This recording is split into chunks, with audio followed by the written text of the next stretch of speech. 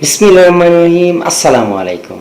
প্রিয় শিক্ষার্থী, অনেক সময় শোনা যায় যে শিক্ষার্থীরা এরকম প্রশ্ন করেন যে আমরা তো জানি ইংরেজির বড় দুইটা স্টাইল রয়েছে, একটা হচ্ছে ব্রিটিশ ইংলিশ আর একটা হচ্ছে আমেরিকান ইংলিশ। তো ব্রিটিশ ইংলিশ, আমেরিকান ইংলিশ ছাড়াও আরও কয় ধরনের ইংলিশ রয়েছে, এটা প্রশ্ন জাগে।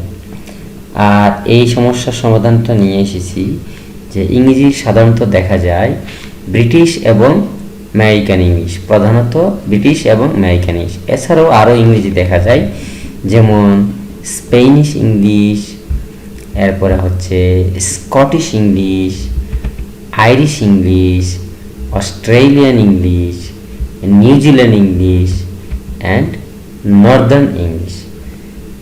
স্প্যানিশ ইংলিশ হচ্ছে স্পেনবাসীদের ইংলিশ, অর্থাৎ স্পেন দেশের মানুষরা ইংরেজিটাকে বিকৃতি করে বলে। স্কটিশ ইংলিশ হচ্ছে স্কটল্যান্ডের মানুষ ইংলিশটাকে বিকৃতি করে বলে। আর আইরিশ ইংলিশ হচ্ছে আয়ারল্যান্ডের মানুষ ইংলিশটাকে বিকৃতি করে বলে। অস্ট্রেলিয়ান ইংলিশ হচ্ছে অস্ট্রেলিয়ার মানুষ ইংলিশটাকে বিকৃতি করে বলে, যারা বলে এটা হচ্ছে অস্ট্রেলিয়ান ইংলিশ। নিউজিল্যান্ড ইংলিশ হচ্ছে নিউজিল্যান্ডের মানুষ ইংলিশটাকে বিকৃতি করে বলে।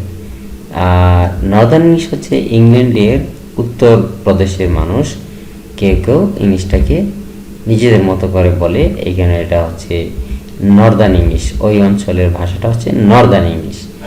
এইটা হচ্ছে এই ইংলিশগুলো, এই স্টাইলগুলো পরিলক্ষিত হয় সারা ওয়ার্ল্ডের মধ্যে। Thank you.